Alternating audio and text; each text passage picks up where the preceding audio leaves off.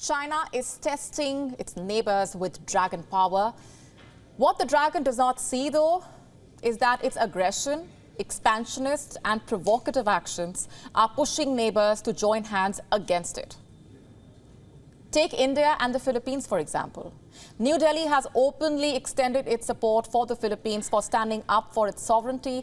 India's External Affairs Minister, Dr. S. Jaishankar, said, and I'm quoting, "I take this opportunity to firmly reiterate India's support to the Philippines for upholding its national sovereignty. We are also convinced that the progress and prosperity of this region is best served by staunch adherence to a rules-based order," quote unquote. Dr. Jaishankar was speaking in Manila, where he held talks with the Philippines Secretary of Foreign Affairs, Enrique Manalo, during which New Delhi and Manila agreed to accelerate maritime cooperation. The two sides have come closer over recent years. In fact, in 2022, the Philippines and India signed a $375 million order for BrahMos cruise missile.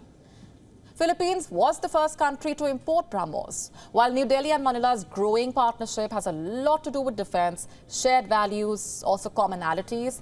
One cannot discount the elephant in the room, the common aggressor. That's China, of course. China began the week by playing its broken record as far as Arunachal Pradesh is concerned. The spokesperson of the Chinese Foreign Ministry said that Arunachal Pradesh has always been Chinese territory. Except it has not. It's absurdity at best and a lie at worst that China has relentlessly been trying to sell to the world. All the more since India began ramping its border infrastructure. In this month alone, China has spoken about its claim over Arunachal Pradesh 4 times. But the question is, who is buying China's lies? What the world today is instead witness to is the extent of Chinese aggression, of Chinese terror driven by the hunger and the greed for territory. Some of you may be aware of what happened. Chinese vessels have once again fired water cannons at a Philippine ship. No points for guessing. It happened close to the second Thomas Shoal, which, like we have been telling you, is well within the Philippines' exclusive economic zone. But you see, China will not stop claiming this shoal. On Saturday, when a Filipino supply boat was on its way to the second Thomas Shoal, the vessel found itself surrounded by Chinese Coast Guard ships. It was 6 a.m. One of the Chinese Coast Guard vessels performed a dangerous maneuver. It crossed the bow of the supply boat, and an hour later, the Chinese Coast Guard conducted what's called a reverse blocking maneuver. What the Chinese Coast Guard was essentially doing was harassing the Filipino vessel. At one point, the Chinese Coast Guard nearly collided with the supply boat. But the worst was not over. The 2 Chinese Coast Guard vessels decided to attack the Filipino vessel with high-pressure water cannons. The supply boat was heavily damaged. It soon became immobile.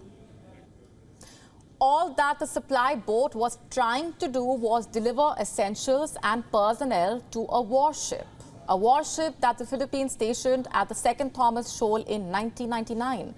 Manila is calling Saturday's incident irresponsible and provocative. In fact, China claims all it did was take control measures. The United States and Japan expressed their support for the Philippines. India also has now made its support for the Philippines public. China did not take this well. You know, 2 neighbors standing up together to Chinese aggression. Look at how China responded to India's External Affairs Minister's statement. I'm reading out what China's Foreign Ministry spokesperson Lin Jian said. I'm quoting, "Maritime disputes are issues between the countries concerned. Third parties have no right to interfere whatsoever," quote unquote. He went on to say that the relevant parties should, quote unquote, face squarely the facts and truth on the South China Sea issue and respect China's territorial sovereignty and maritime rights and interests and the efforts of regional countries to keep the South China Sea peaceful and stable, quote unquote.